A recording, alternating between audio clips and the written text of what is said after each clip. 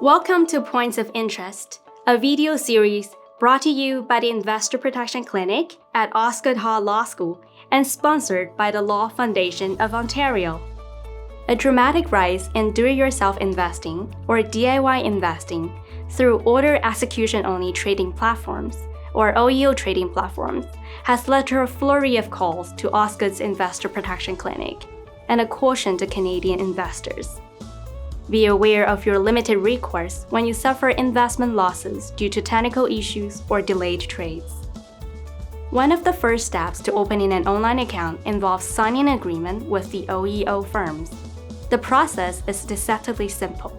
A few clicks on your tablet or smartphone, and your signature will automatically appear on the electronic agreement as soon as you agree to sign here. Don't be too quick to act, however. Review carefully your account opening agreement, even if you have the option of fast-forwarding to the next clause that requires your signature. The OEO firms do not offer any investment advice. You are responsible for making your own investment decisions. The agreement also limits your recourse toward the firm under many circumstances. Most DIY account agreements, for example, protect the firm from any liability for losses due to their software malfunctions or website issues.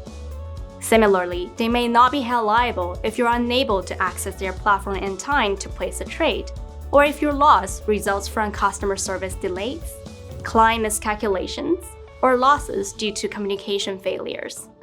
Some agreements may even allow for the firm to reject your trading order at its discretion.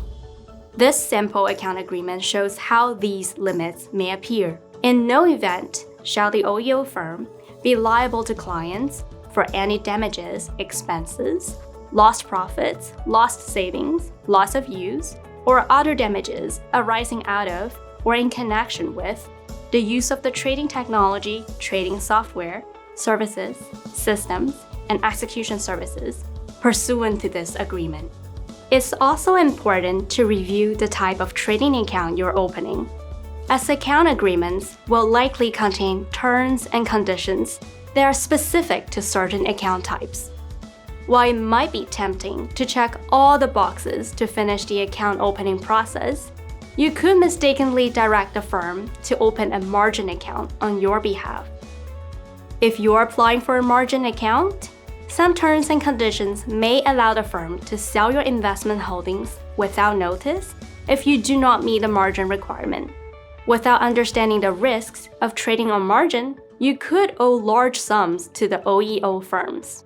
Osgoode's Investor Protection Clinic caseworkers recently negotiated a settlement for a client who unwittingly purchased options on a DIY trading platform.